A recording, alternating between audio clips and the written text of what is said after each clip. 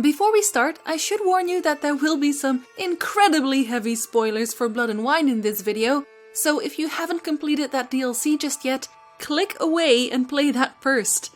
In today's video, I'll talk about the Witcher vampires, of course, but I'll also give you a bit of insight on the possible inspiration from real-world lore for the creatures themselves. And a fair bit of warning, throughout the entirety of the series dealing with vampires, because of course I can't talk about everything in just one video, there will be a lot of speculation. Feel free to speculate with me, of course. Vampires, one of the most beloved and most feared monsters, even in today's stories. Well, at least most of them. And we humans, as in the Witcher world, have conjured up many stories about these creatures. Most of them quite false. In the Witcher world, garlic has absolutely no effect on vampires. Holy water is great to bathe in. You don't turn into a vampire by being bitten by one. If that was the case, there would be nothing but vampires left at this point. Vampires are very much capable of crossing rivers. The tears of a virgin don't burn anyone, least of all vampires. And stakes through the heart is mostly just an inconvenience to them. Riding a black horse through a graveyard won't allow you to find the vampire's tomb in which they sleep during the day. Not in the least, because they generally don't really sleep unless they're trying to skip some centuries. In fact, most higher vampires have adapted quite well to staying out in the sun, should they wish to. Although most don't wish to, and there are some theories among vampires that daylight is deadly in the long run. They hardly ever ally themselves with witches, and they certainly won't be summoned by them. The nerve, and if we're to believe Regis, they're more inclined to sleep with a succubus than they are a witch. And vampires, of course, are also not undead at all. They're simply an entirely separate species. Geralt does note that the reason people think this is likely that it's hard to comprehend that you can lop off a vampire's head and it will still walk off at a brisk pace. However, it's all a matter of perspective, of course. Yes, indeed, said the vampire, impervious to the derision. Your mutated race is capable of regenerating its fingernails, toenails, hair, and epidermis, but is unable to accept the fact that other races are more advanced in that respect. That inability is not the result of your primitiveness, quite the opposite. It's a result of egotism and a conviction in your own perfection. Anything that is more perfect than you must be a repulsive aberration, and repulsive aberrations are consigned to myths for sociological reasons. Some folk even link elves to vampires, saying that elves are a vile and godless race, and that one of every 2 elves is condemned to die again and arise as a vampire, of course. There are a few things that make some sense though, such as silver. Although silver won't outright kill a vampire just by touching it, they don't seem to enjoy holding it either. When we ask Siana how she met Dettlaff, she tells us she realized something was off about him when he came to sell a silver candlestick. But he gripped the candlestick with a cloth to cover the silver. And of course the lesser vampires and the lesser higher vampires can simply be killed by it entirely. True higher vampires also do not in fact reflect in mirrors at all, nor do they have a shadow, although it seems that in Blood and Wine our vampire friends have found a trick to cast one anyway? Oversight by CDPR or just vampires being clever? Move away, he snapped at Milva. Regis didn't twitch, even though the point of the sword was pressing gently against his neck. The archer held her breath, seeing the barber surgeon's eyes glowing in the dark with a strange, cat-like light. Go on, Regis said calmly. Thrust it in. Geralt, Dandelion spoke up from the ground, totally alert. Are you utterly insane? He saved us from the gallows and patched me up. He saved us and the girl in the camp, Milva recalled softly. Be quiet, all of you. You don't know what he is. The barber surgeon did not move, and Milva suddenly saw what she ought to have seen long before. Regis did not cast a shadow. They also do drink blood. However, not all of them do so to survive. While many vampires do in fact drink blood to live, or in some cases simply eat the victim, higher vampires, the kind that spawns the best stories, only drink it because it's tasty. They eat very regular food just like humans otherwise. Much like we would drink alcohol, they sip on an unsuspecting victim's neck instead. Children, as it stands, are the most delicious kind. That does have the unfortunate side effect of addiction, however. Overindulging in drinking blood can lead a vampire to become intoxicated, and being a blood addict can get one into immense trouble. I finally began to do absolutely unacceptable things. The kind of things no vampire does. I flew under the influence. One night, the boys sent me to the village to fetch some blood, and I missed my target, a girl who was walking to the well. I smashed straight into the well at top speed, and the villagers almost beat me to death, but fortunately they didn't know how to go about it. They punctured me with stakes, chopped my head off, poured holy water all over me, and buried me. Can you imagine how I felt when I woke up? There are, of course, also a few things humans simply don't know about, although they might have guessed. For example, vampires have a very keen sense of smell, and they can obviously see in the dark. They're also particularly difficult to locate by both witchers and mages. It's entirely impossible to locate a vampire through magical detection probing or acquisition spells, so you won't be able to discover the location of a vampire from any long distance. And even if you, as a witcher, stand directly in front of a higher vampire, you still might not know. A witcher's medallion won't react to a higher vampire in their human disguise. Only when they reveal themselves, use their vampiric powers, will the medallion begin to vibrate. But don't worry, as long as you bring some dogs and cats, you'll be fine. They seem to react to higher vampires by sitting down in front of them and howling or meowing loudly. Horses also seem to notice them, although they all seem to get tricked easily by wearing lots and lots of herbs, like Regis does. But there are, of course, many different kinds of vampires, not just higher vampires, and for simplicity's sake, I will only call the true higher vampires for now, so the likes of Regis, Dettlaff, and Oriana. But outside of those, starting with the higher class vampires, let's say the intelligent vampires, we also have Alps, Katakan, Bruxae, and Nosferat. When Regis speaks of them, he notes that none of them are especially violent with their victims, generally sticking to just drinking their blood, and all of them display obvious intelligence over their lesser cousins. They don't eat human food like the higher vampires do, and they also all quite dislike being set on fire. Out of the lot, the two we never meet in either the books or the games are the Nosferat and the Mula. And I'm sure the name of the Nosferat alone conjures images of the well-known Nosferatu movie. Clearly intelligent vampires that seem closest to the higher vampires in nature, but we know little else of them due to never ever meeting them, unfortunately. The Mula may have been based on the Mulo or Muli from Roma folklore, Mulo meaning one who is dead. They are described as wearing white clothes, hair that reaches to their feet, and one physical oddity which differs from tale to tale. They seek out people they did not like in life and then harass them.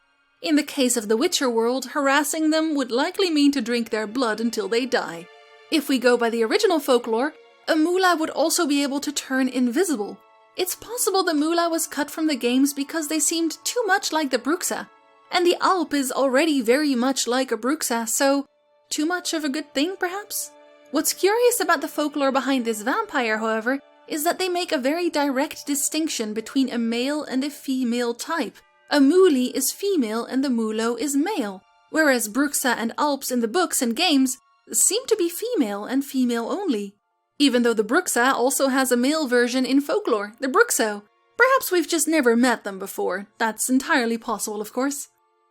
So, let's talk about these creatures then, the Bruxa and the Alp or Alpor, so very alike in so many ways. Both can turn into beautiful women, which they use often to seduce their victims into willingly following them into their lair. They're both incredibly fast, although Alps seem to prefer dodging over outright blocking like the Bruxa does. They both shriek loudly to knock their enemies off balance, but while the Bruxa can turn invisible, the Alp cannot. The Alp, however, can turn into animals at will, and her saliva can put a man to sleep, while the Bruxa cannot. And of course, the obvious, the Bruxa has dark hair, whereas the Alp has red hair, at least in their true form. Another similarity in the two is their penchant for singing. An easy way to lure their victims, no doubt, and a stark contrast to their loud shrieks during combat. And while neither seem very keen on talking at any point, they do communicate. Sometimes using short sentences like Dettlaff's Bruxa friend, or in the case of the Bruxa we meet in the books, Verena, she communicates telepathically. Although it has to be said, she was an exceptionally powerful Bruxa. So much so that she could even turn into a giant bat, and that's not something you see most Bruxa do. She was quite fond of birds though, and that is a very Bruxa trait indeed. The huge black eyes narrowed. "Where is he, black-haired one? You were singing, so you've drunk some blood. You've taken the ultimate measure, which means you haven't managed to enslave his mind. Am I right?" The black-tressed head nodded slightly, almost imperceptibly, and the corners of the mouth turned up even more. The tiny little face took on an eerie expression. "No doubt you consider yourself the lady of this manor now?" A nod, this time clearer. "Are you a mula?" A slow shake of the head.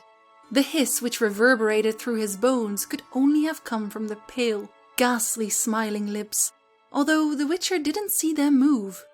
"Alpor?" Denial. The Witcher backed away and clasped the hilt of his sword tighter. "That means you're..."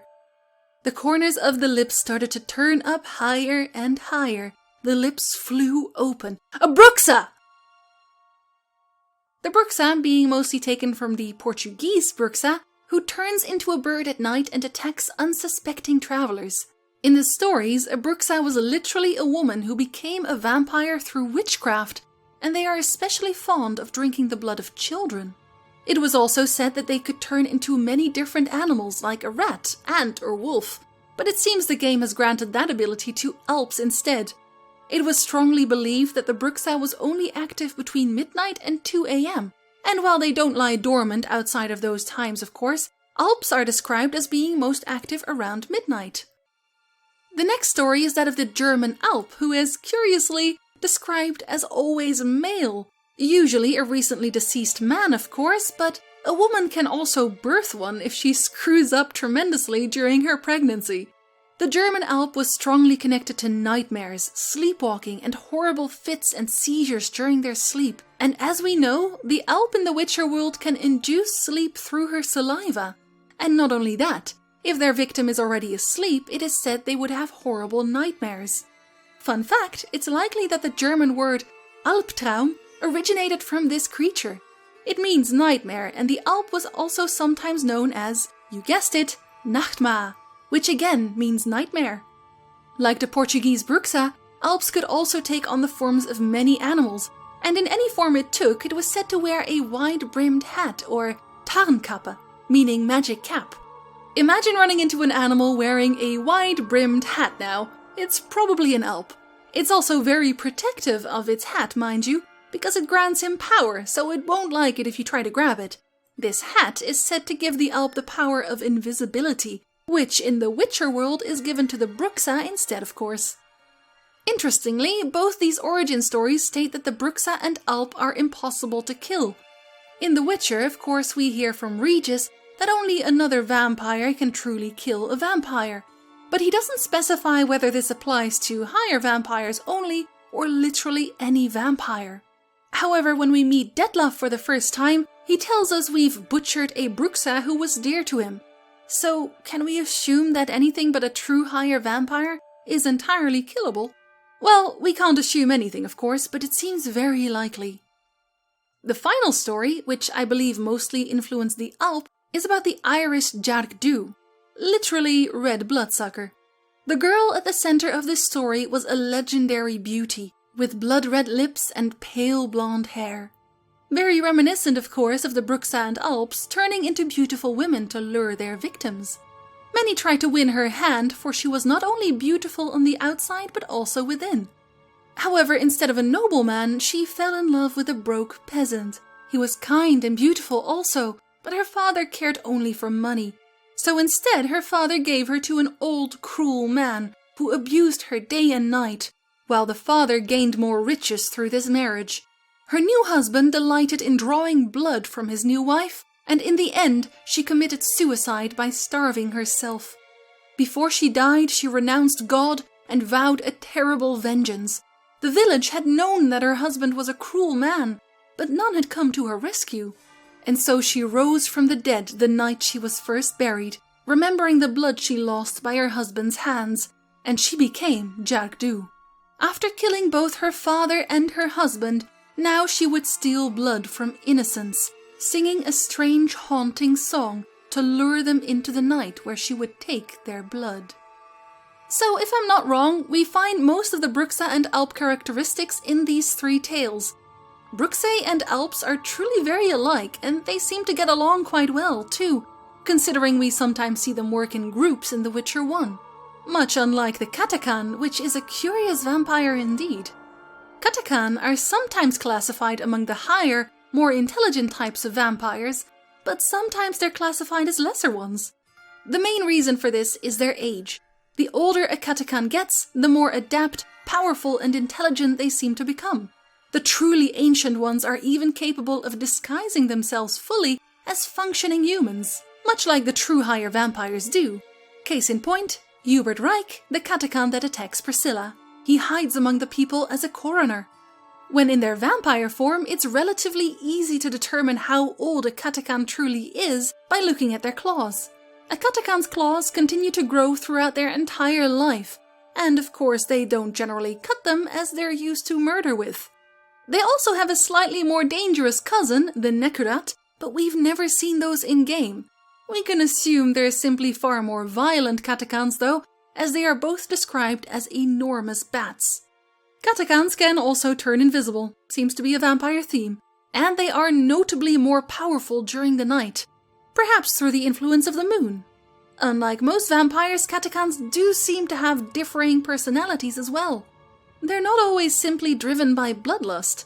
In the case of Hubert, he wished to purge the city of heathens. In the case of Gale, he wanted to drink drunk people's blood and collect shiny jewelry. Or in the case of the unnamed sleeping Katakan, he just wanted to bloody sleep. Katakans might have originated from the Crete Katakano. They are known to constantly grin, so from a distance one might suspect it's just a friendly stranger. However, when it gets closer, it spits tainted blood at their victims, burning and blinding them. They're also described as very fast and very strong, and it's quite arrogant by nature. Now, quite like the Katakan, is the Ekimma or Ekimma. This vampire is a lesser type though. Intelligence doesn't quite come into it, it only hunts. Like the Katakan, it looks suspiciously like an overgrown bat. But unlike the Katakan, it doesn't just drain the blood, and perhaps takes a few bites. No, it tears its victims to pieces, and then slurps the blood off the ground, because that's sufficient, clearly. Ekimma have some of the obvious vampire traits, like exceptional speed, great regeneration, and invisibility, but are mainly known for their exceptionally fast and powerful strikes that they land in quick succession, capable of destroying even the best Mahakama-made armor into tiny shards.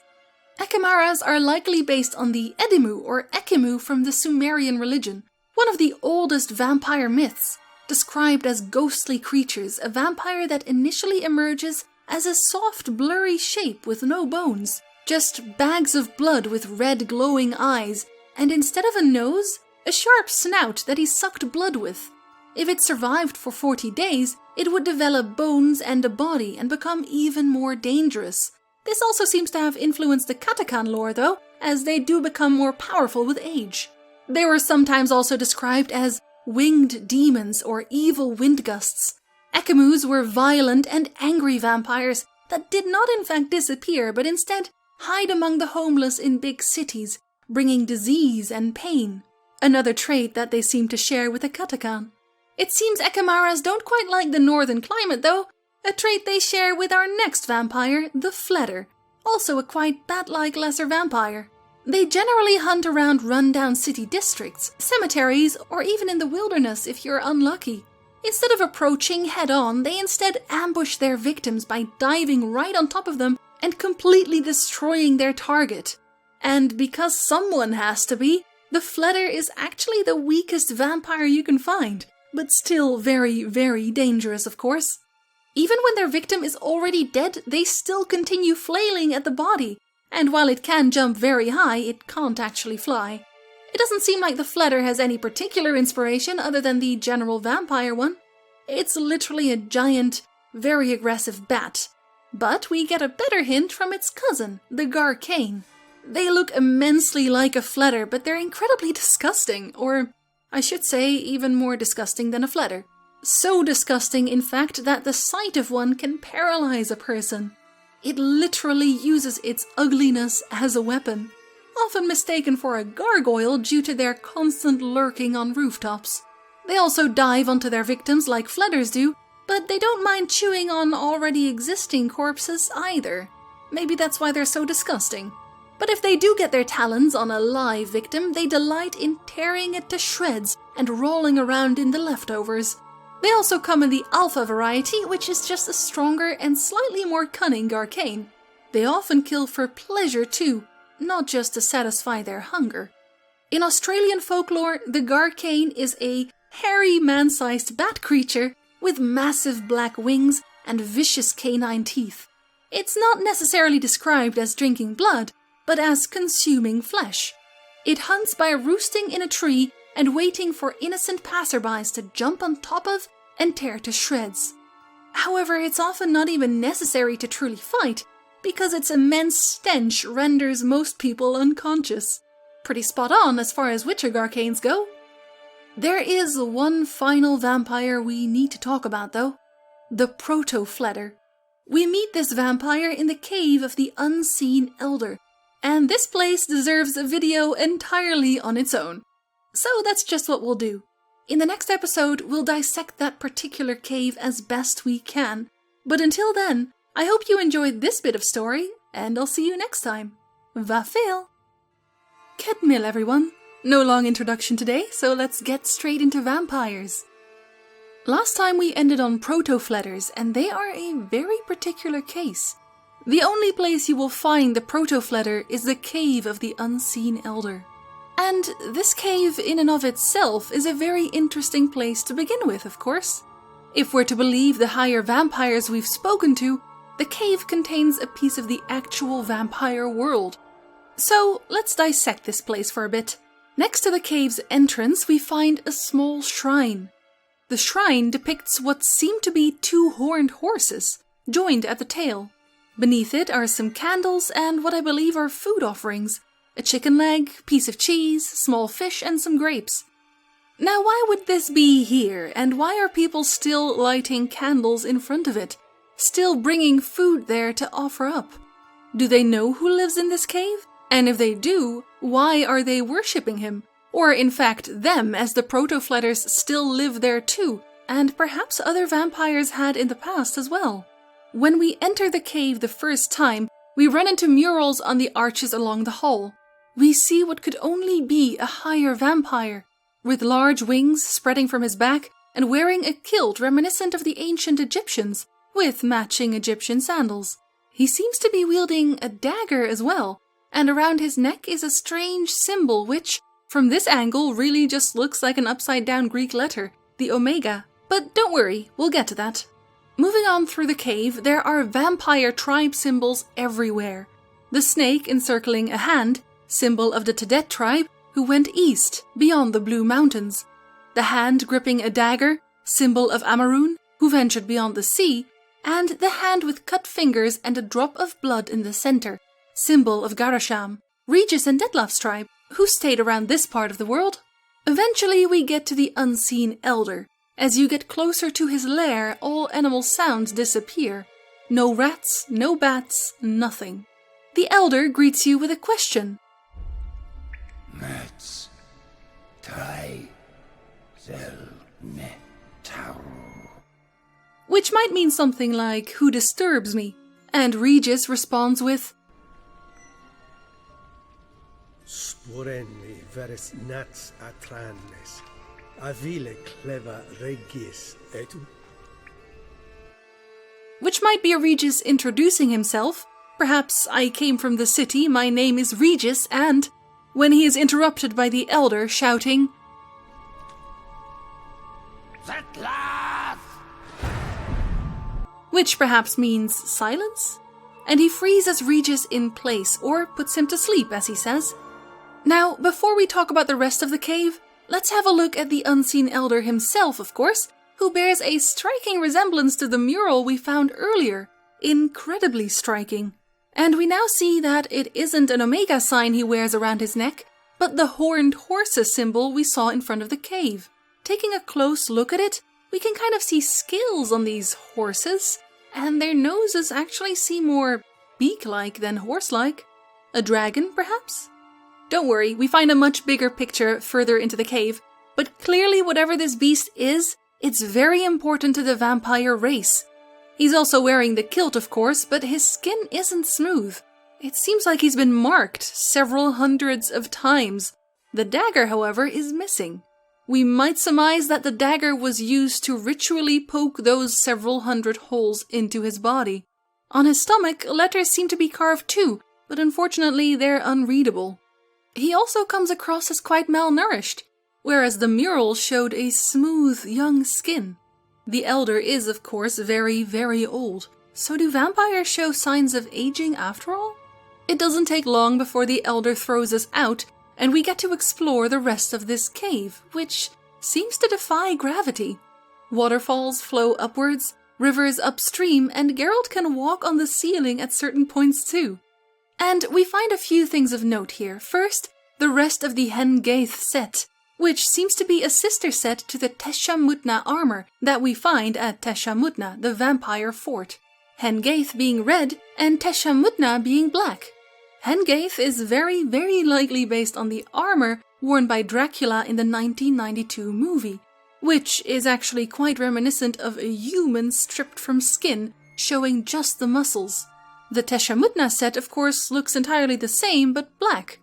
And unlike the Hengaith set, it is accompanied by a scroll named Champion of Tesham Mutna. I am he who serves the tribe. Exalted above men, I renounce human weakness. Uplifted above men, I become keeper of my flock. Filled with strength, I turn my sword against the enemies of the tribe. I am master and slave. I am executor of the will of the tribe. I accept this sword and this armor so I may serve the tribe. And here's what I believe the scroll means. The Tesham Mutna armor is worn by a human in service of their vampire lords. I am he who serves the tribe. The next few lines, talking about being exalted and uplifted above men, being filled with strength, may mean the vampires have somehow improved their human knights, much like witchers are improved through mutations. From the notes, transcript of a conversation with a lower being found in Tesham Mutna, we read this. What do you mean? I thought it was a kind of pain.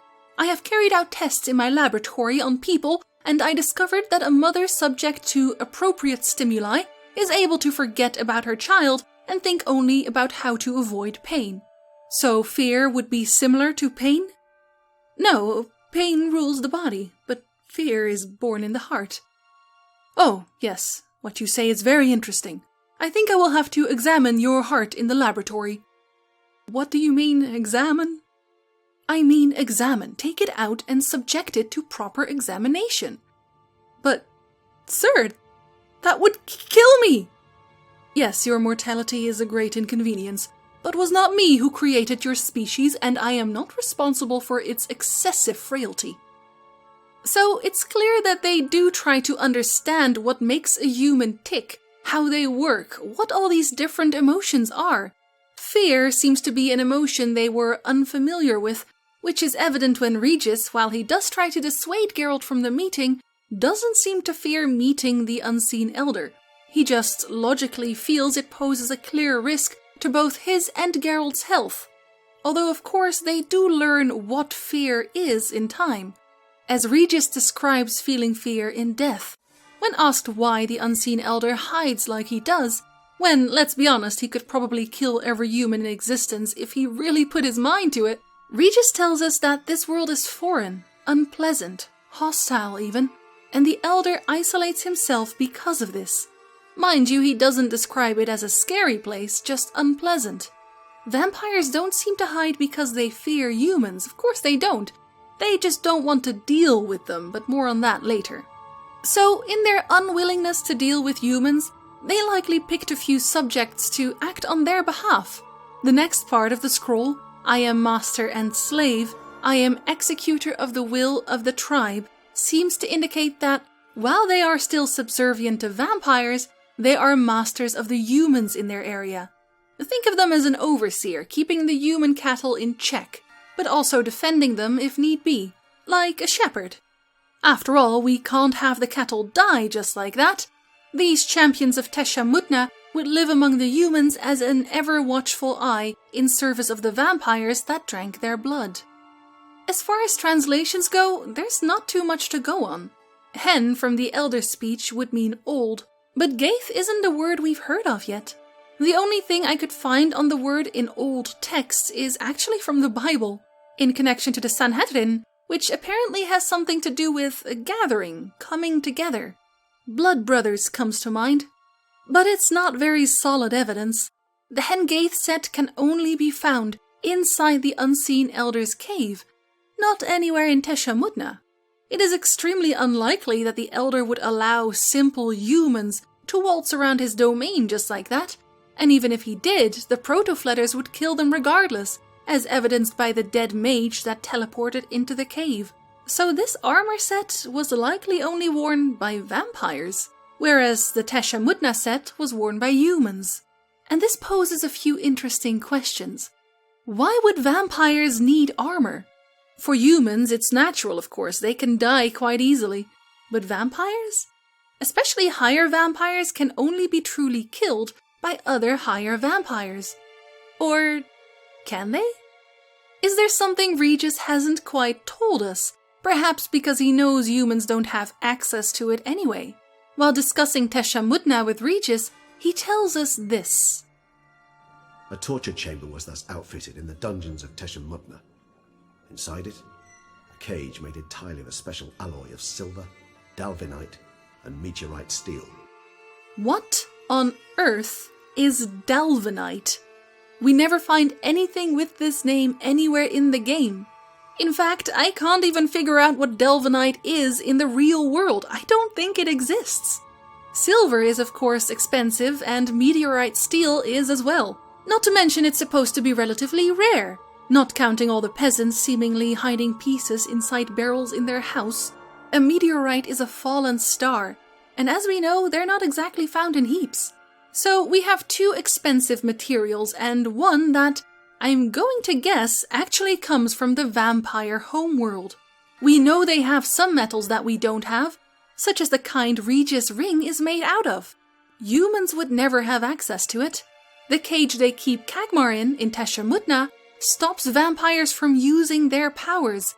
They can't turn into fog to escape, they're not strong enough to break the cage, even after 2 centuries of bloodlust. And I believe that outside of higher vampires tearing each other apart, you can in fact also kill them with Delvinite.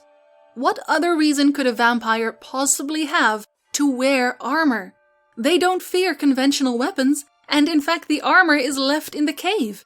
No one took it with them when they left. Why? Because humans don't have Delvinite, and vampires have made an accord not to kill each other. But there is another reason I believe Regis knows that there is a way for humans to kill vampires. And that's a line from the books I used in the previous video too. When Regis talks about the night he flew under the influence and the villagers attempted to kill him, he says this. The villagers almost beat me to death, but fortunately, they didn't know how to go about it. Interesting phrasing. They didn't know how to go about it.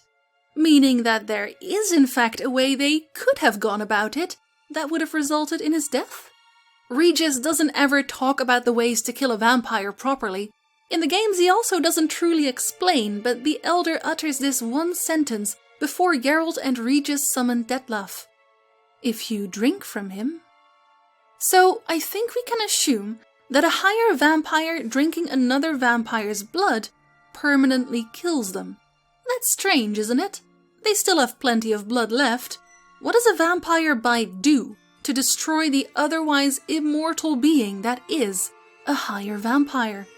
Well, let's speculate, shall we? Delvinite, as we've noted, stops a vampire from using his abilities.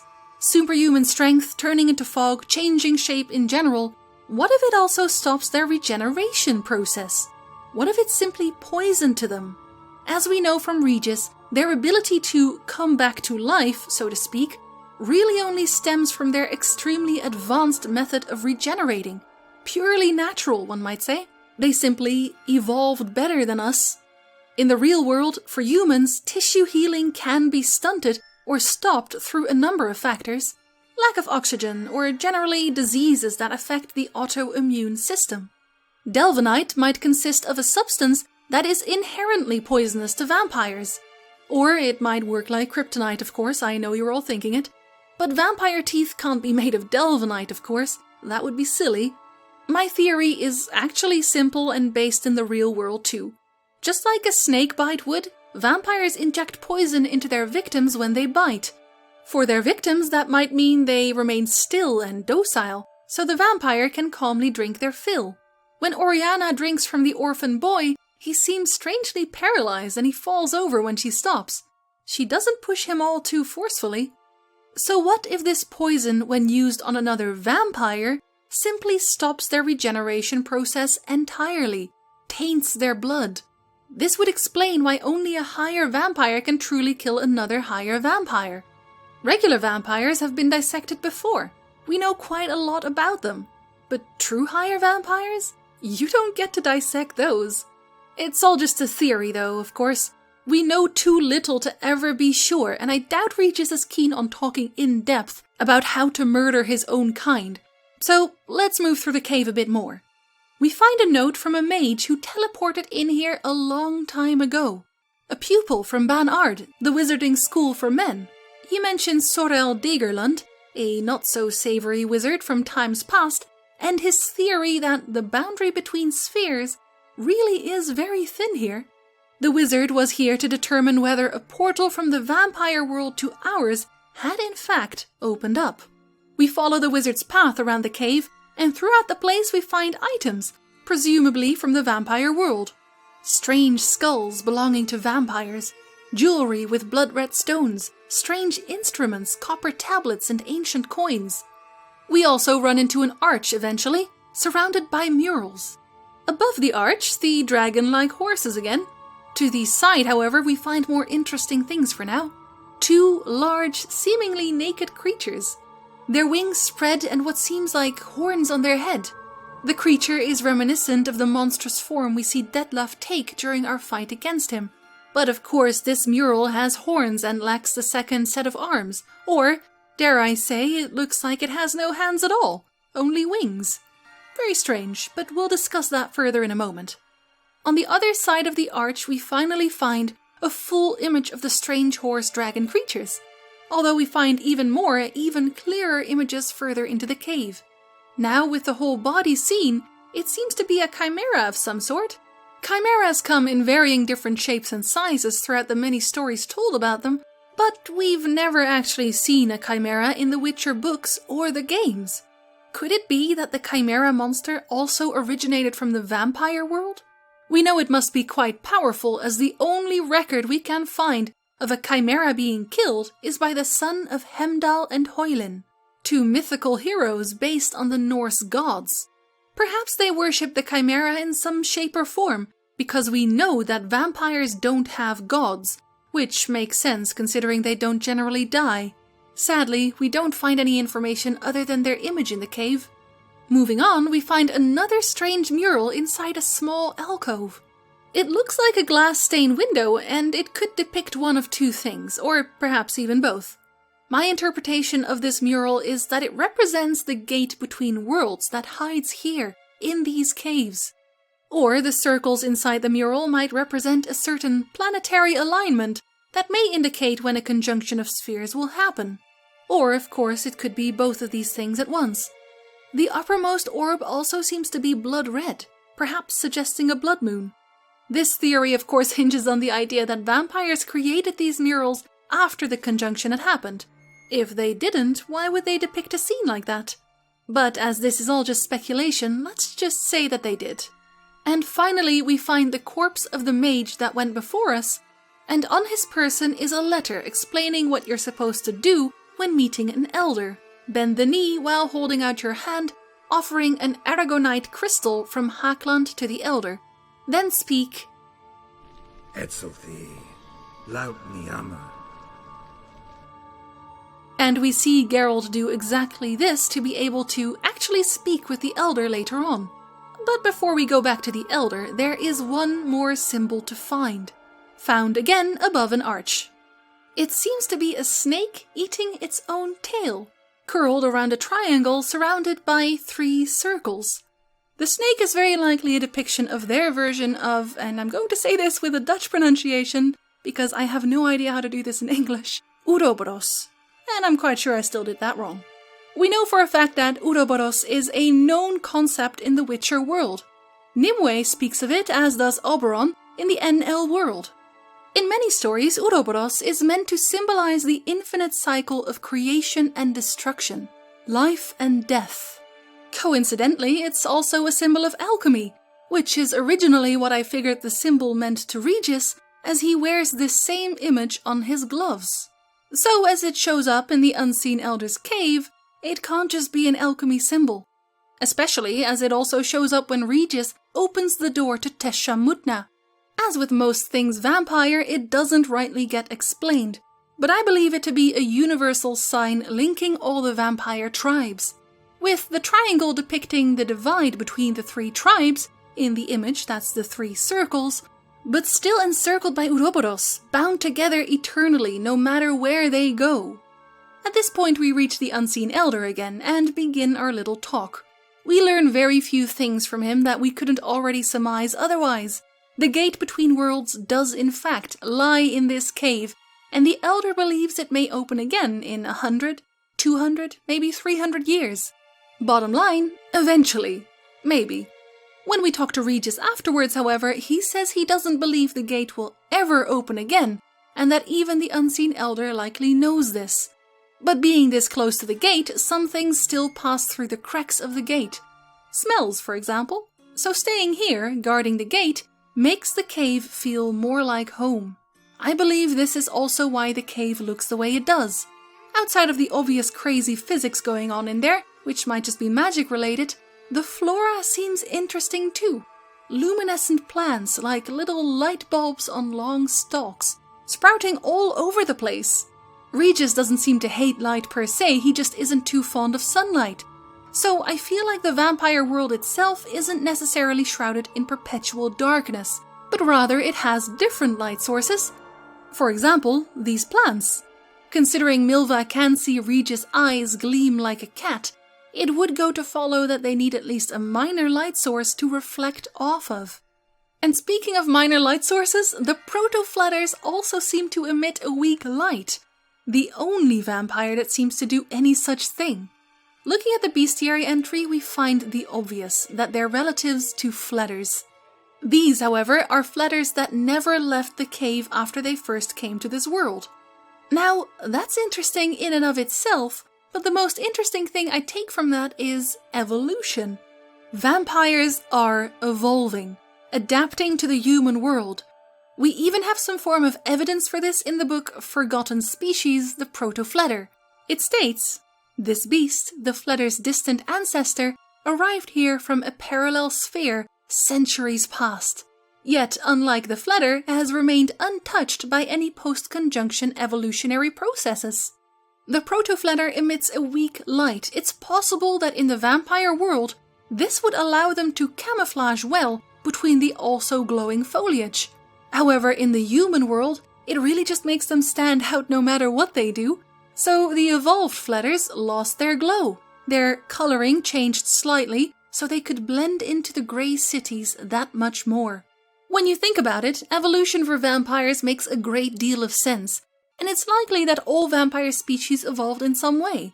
Higher vampires don't naturally look like humans. It's far more likely that their true form is of the long-clawed, bat-faced kind.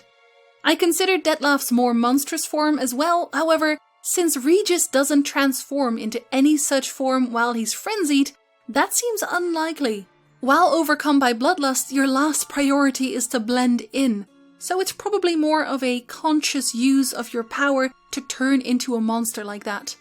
The murals we found earlier of the winged creatures with horns may have been vampires that didn't quite make it in the human world. Perhaps they were unable to adapt quickly enough or adapt at all, and that's why we don't see them anywhere. They've just gone extinct. So the higher vampires likely came into this world looking like scary Batman, and only afterwards learned to adapt to the humans now surrounding them.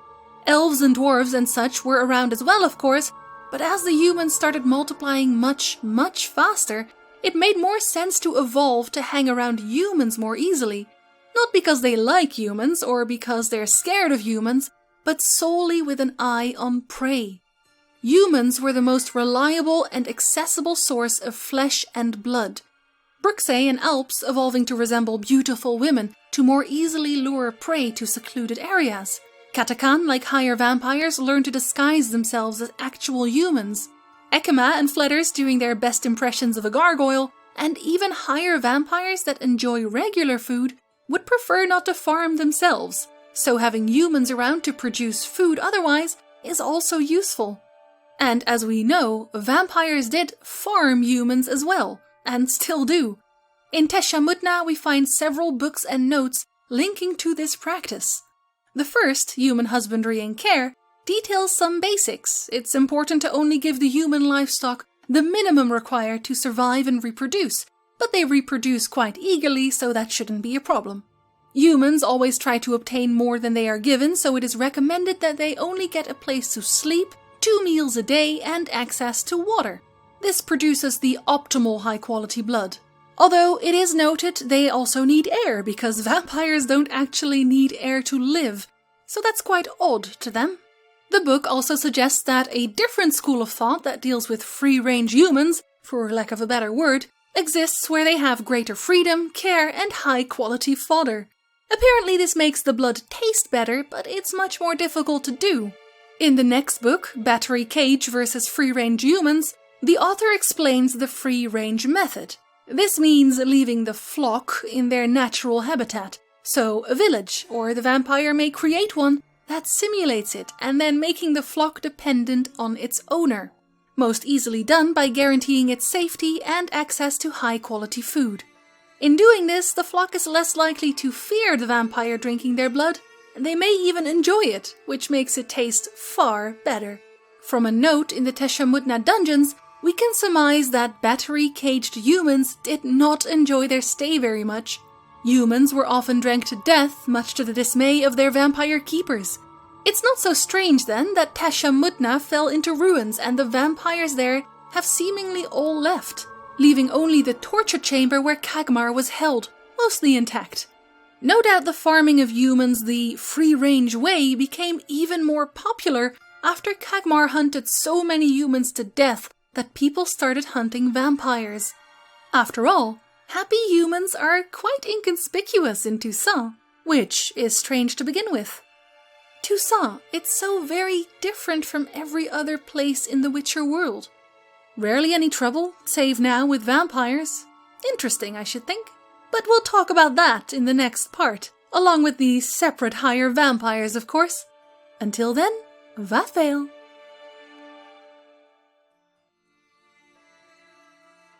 Ketmil, everyone. Last time we ended on the curious state of Toussaint. Described as a fairy tale land by many, it seems almost unreal. The least troubled place in the realm of men. War does not seem to reach as far as its borders. No doubt mainly because of Anaharieta's blood ties to Emiava Emrys, but doesn't that make it the perfect breeding ground for a massive, free-range human farm? When you think about it, it has all the characteristics. Safety, very high-quality food, happiness even, and there are quite a lot of vampires around as well. As Regis tells us, his tribe, Garisham, stayed in these parts of the world, so why not make yourself a docile human flock? We know for a fact that Oriana has started her own private children farm in her orphanage. Building an emotional connection, providing high-quality food and safety, she is the master of free-range children. So why not all of Toussaint as a giant Garisham tribe farm? And speaking of Oriana, she's a curious creature. Her accent and appearance seem very Skellige to me, which would logically tie her to the Amaroon tribe instead. However, she holds the stone to the Unseen Elder, which bears the Garsham tribe emblem.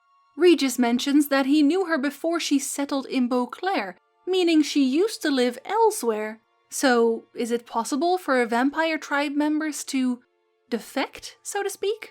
Regis and Dettlaff both have northern accents. Perhaps the Unseen Elder just needed a vampire that actually stayed in Toussaint to hold their stone and didn't quite care whether it was a different tribe. Not enough information to go on, of course, but interesting nonetheless. Another interesting note to make is Regis' comment on his ring. Now, this is going to be another bit of wild speculation, big surprise, I know, but the general assumption here is that Regis is referring to another vampire friend, because he says, of course, it comes from our home, where we lived before the conjunction of spheres. Geralt then notes that it's made of no metal he'd ever seen. As said, we don't have Delvinite in our world, so who's to say there aren't other metals we don't know about in the vampire world? In fact, it's quite likely. The cage they created for Kagmar was made in this world, so they could smelt plenty. What if the person that gave Regis this ring was not a vampire? What perceived monster do we know that cares about humans and their lives, that wants to live in peace with them? What monster wouldn't be afraid of vampires at all? Villain Trittenmirth. What if Regis' friend was the Golden Dragon himself? He could certainly be described as a humanist, and if anything, as a Golden Dragon he can take on any form, even that of a vampire, no doubt. Of course, there are a few holes in that theory too, not in the least the fact that Regis describes humans as their hosts, when humans only appeared after the conjunction as well. But it would make some sense character-wise. We know the Tedet tribe moved east past the Blue Mountains, towards Zerrikania. What if Borg met them there and crafted the ring? Or, using the Tedet line of thought, what if Borg influenced a vampire of the Tedet tribe, and that vampire in turn befriended Regis and gave him the ring? It would be quite symbolic for Regis to then pass on the ring to Dettlaff in an effort to remind him of their compassion. Although, of course, Dettlaff already showed a great deal of compassion in bringing Regis back to our world. During their fight against Vilgefortz, Regis was melted down into nothingness, forever lost, we thought, but Dettlaff found him and brought him back to life. Vilgefortz melted my body. Dettlaff found what was left. As per our codex, he had a choice, to leave me where I was, or to care for me and nurture my remains. He chose the latter, regenerated me at no small expense in his own blood. Do you know what that means to a vampire? The gravity of the endeavor? Probably same thing it means to a human. You owe him your life. Much more than that. The act itself made us blood brethren. A bond so strong humans cannot even imagine, which is why I know something ill is afoot. We know vampires, other than true higher vampires, can be killed by regular means, or as regular as they get. If they couldn't, well, the world would be nothing but vampires by now. But higher vampires can come back from even death, because that is how Regis describes his state at the time, being dead, cold and full of unimaginable fear. From regular wounds, higher vampires can regenerate on their own. An example, Regis being cut to pieces and run through multiple times and then buried. He only needed 50 years to regenerate. And Dettlaff is seen regenerating almost instantly, as he was only cut in half. But complete incineration, molten into a statue, that requires help, as Regis states it, at the cost of Dettlaff's own blood. So what I believe happens is that Dettlaff quite literally reconstructs Regis' body using his own body. During the Dettlaff battle, we see that Dettlaff has amazing control over his own blood. While he's suspended in the air, regenerating, he forms images of himself shaped entirely out of blood. I suspect that's how the regeneration process starts when helping another vampire. After the vampire has been reconstructed, so to speak, they must consume a regeneration potion twice a day in half-measure doses, made with several ingredients, Sancurum and Althantra, that I can't seem to find information on anywhere. From the vampire world, perhaps? Could at least one of these be the name of the flower we found in the cave of the Unseen Elder? Regardless, it seems like a lot of work. Regis also tells us that much. but Dettlaff goes through it all the same. Regis explains in part why he did so. Each vampire has a unique talent, one they hone over centuries. It's precisely what renders it so difficult to classify. Dettlaff's trump card is his herd instinct, his tribal propensity. In point of fact, he prefers the company of lesser vampires and shuns that of humans. If he walks among you, killing egregiously, it can only mean something's upset him immensely. Herd instinct. Other vampires are important to Dettlaff, so he risks much in trying to help them. We know the Bruxae we killed was also dear to Dettlaff, but he seems to be the only vampire we meet that actively seeks out the company of other vampires. He even exerts a certain amount of control over the lesser ones. Most higher vampires seem to carry on by themselves quite well. Regis actually tends to prefer the company of succubi as far as we can tell. Which, on the topic of succubi, also poses the question, how do vampires reproduce? There really isn't much talk of it, we just know that it isn't through biting other races and turning them into vampires. Quite honestly, I believe it's exactly the same as humans. We know they have sex, Regis hangs around that succubus from Toussaint, he had a relationship with another vampire, the one we meet in The Witcher 1, and Dettlaff of course had a relationship with Siana. However, we don't ever see vampire children. Still, I believe there is irrefutable evidence that they do at least procreate in our world, and this evidence comes in the form of Regis' age. The conjunction of spheres that threw vampires into this world happened 1500 years before the events in the books. However, Regis, when he meets Geralt, is only 428 years old, and he spent at least 50 of those buried underground. But aside from that, well, best to hear it from himself. I have lived on this earth for 428 years, according to your reckoning, or 642 years by the elven calendar. I'm the descendant of survivors, unfortunate beings imprisoned here after the cataclysm you call the conjunction of spheres. He describes himself as a descendant, which means he was not one of the vampires tossed into this world at the very beginning. So they simply must procreate. So where are his parents then, you might ask? Well, on parents he has this to say. You know what it's like, you were young too. With humans, however, there exists a system of rules and restrictions, parental authority, guardians, superiors, and elders. Morals, ultimately. We have nothing like that. Youngsters have complete freedom and exploit it. They create their own patterns of behavior. So very much like dragons, vampire parents seem to birth children, give them a name, perhaps teach them one or two things, and then they leave them to their own devices. And it doesn't always turn out right. Of course, aside from the overindulgence in blood, it also means they lack a great deal of basic information, as Regis points out. How should I say this? Dettlaff doesn't understand men, their world, its rules, its conventions. He's naive in a sense. He doesn't comprehend your games, knows not what it means to lie, deceive. A great many concepts that the parents may have already known about aren't something you're born with as a vampire. The concept of fear, as we know, was entirely unknown to the vampire species until they came to this world. So what else don't they know? It's likely the vampire parents only teach them the basis of vampire history and the like, as Regis does seem to know a great deal about vampire society. Although he could have gained that knowledge by simply talking to other, much older vampires. Linking back to my previous theory about Regis perhaps having a good friend among the Tedet tribe, who gave him the ring. He might have learned much from him as well.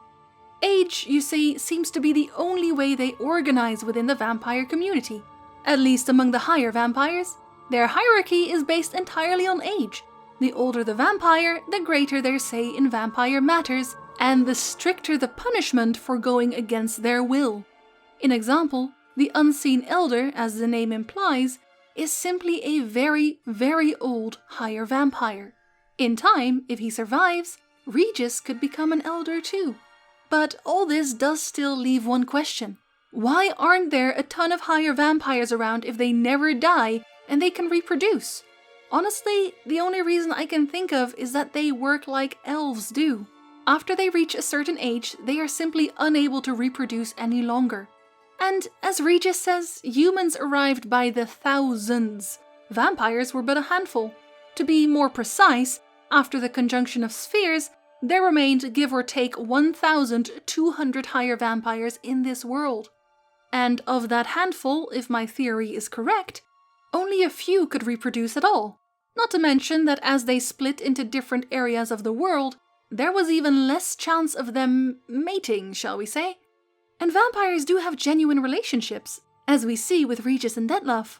So we can't just expect them to breed for the tribe, to put it bluntly. They have to fall in love, they have to want children.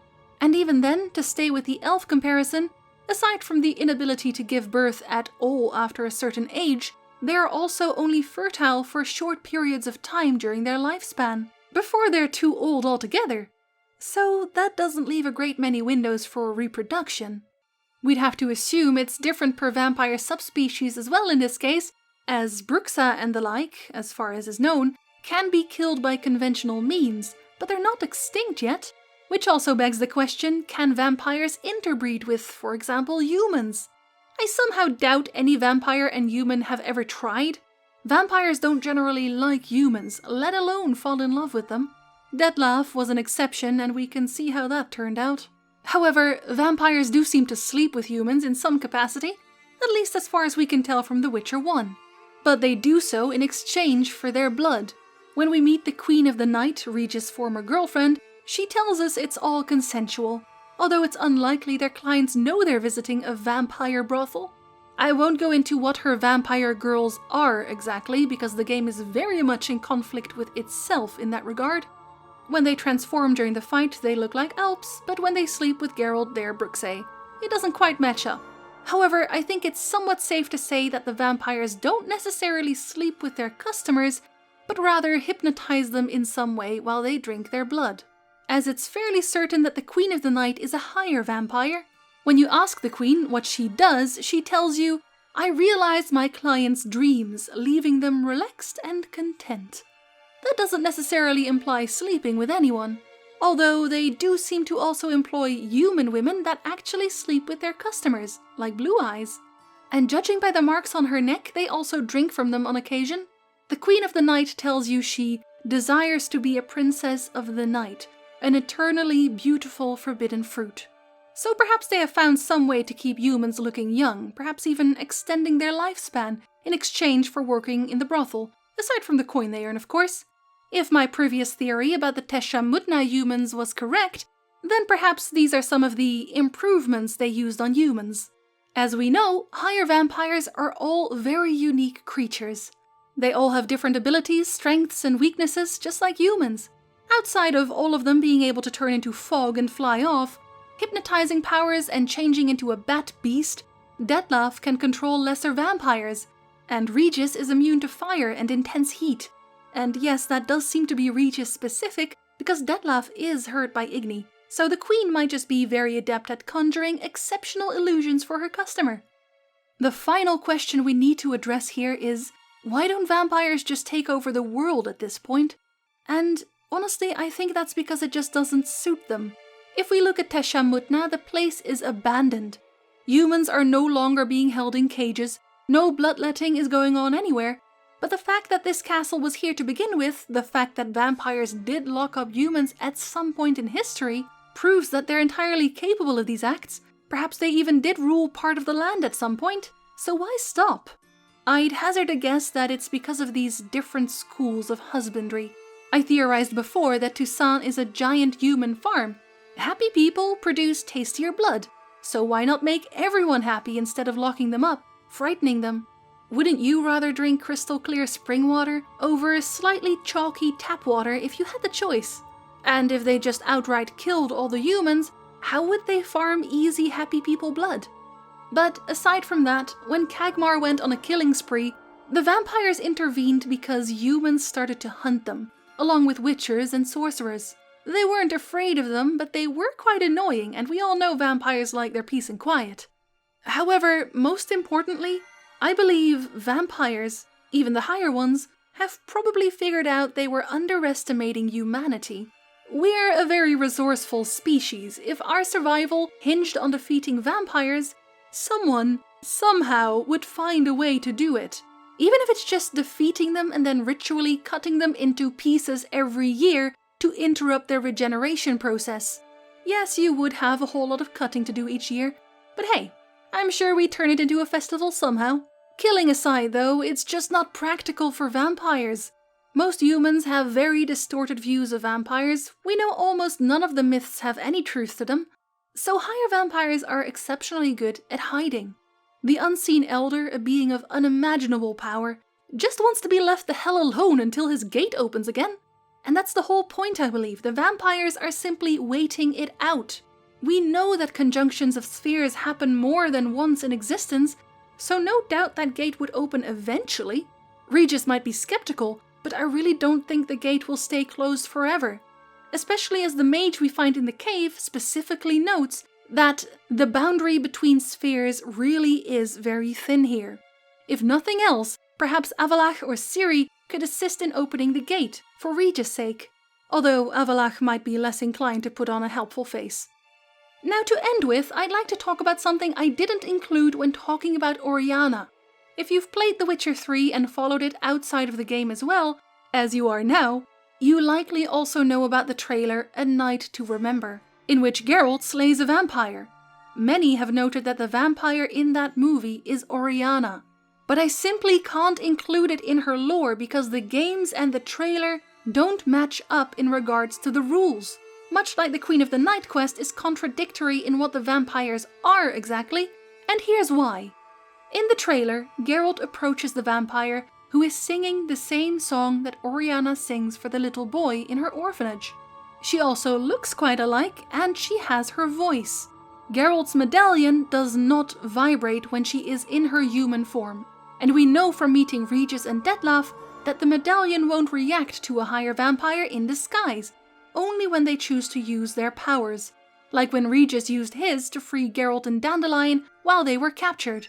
The moment Geralt enters the barn to fight her, his medallion starts vibrating wildly, of course, as she is now on the hunt. But before we get to the fight, Oriana, like any other higher vampire, speaks fluently. This is important to note. She tells Geralt that in past times, no amount of coin would convince a witcher to take this contract. This is a bit of a throwback to when Regis and Geralt had only just met and Geralt found out that he was a higher vampire. Regis asks him how much coin one would have to pay Geralt to take a contract on his life, and Geralt responds by telling him that he doubted anyone could afford that. So there are quite a lot of marks here of a higher vampire. However, once the fight begins, you'll see that she looks entirely like a Bruxa. She does not appear to have any of the higher vampire's traits in combat at all. Her face does not simply contort to have more bat-like features. Her nails don't extend into long claws. She also does not eventually transform into what I assume is a vampire's ultimate form, the one we see Dettlaff take during his fight. But furthermore, when she dies from drinking Geralt's poisoned blood, she simply falls down and burns up in the sun. When we kill Dettlaff, we can clearly see his body starting to regenerate immediately. But here that's not the case. So which is it? Is she a higher vampire or a Bruxa? CDPR outright said that the creature in the trailer was a Bruxa. But then why does she display so many higher vampire characteristics? Most Bruxa are not able to communicate verbally at all, with exception to their songs, of course. Dettlaff's Bruxa being an exception. Alongside the Bruxa attacking Regis by the end of Blood and Wine, perhaps, although she seemed quite bestial too. Of course, this vampire could also be an exception, but even so, she doesn't seem to communicate in very long sentences at all, and Bruxae are not known to want to live in the middle of a city. They'd be even less inclined to throw lavish art parties at their manor. And finally, when you find the boy at the orphanage and you don't use your sign to calm the boy, Oriana does so instead by hypnotizing him. A clear higher vampire power, not something a Bruxa could manage. And if that's not enough, Oriana holds a key to open the cave to the unseen elder. Would something as important as that really be left in the care of anything less than a true higher vampire? So, in the end, I decided that the entire trailer must be off the record, as far as lore goes. It's simply too contradictory, although it is an amazing trailer. I toyed around with the idea that higher vampire males are simply hyper-evolved Katakan, and higher vampire females are hyper-evolved Bruxae, but honestly that doesn't quite match up either. And finally, more of a gripe that honestly I'd like to hear your opinion on because it's been nagging me since the ending of the game. Why on earth did Dettlaff have to die? Permanently? Why would they not cut him into little pieces and bury him for a while so he has time to think? Or even lock him in the cage at Tesham Mutna until he's ready to be reasoned with? If he's entirely too stubborn to listen, you could just wait until Siana has long since died to let him out. I don't see why he needed to die then and there. It's clear that he was emotionally unstable, hurt, he felt betrayed. While in a cage, he'd be forced to listen, and perhaps Siana could even explain her life story, explain why for a human, losing that many years to abuse and abandonment doesn't really work well. I didn't want to kill Dettlaff at all. I wanted to give him the 50 years of thinking time that Regis got after his massive mistake. The guy was just trying to fit in. He was fixing toys, for goodness sake. So what's your take on that? Let me know. As far as I'm concerned, Dettlaff did nothing wrong. Except maybe sick a flock of lesser vampires on a city, but other than that, save Dettlaff. Anyway, I hope you enjoyed this little vampire miniseries, and perhaps you'd like to know a little more about Regis now. Until next time, vaartvel!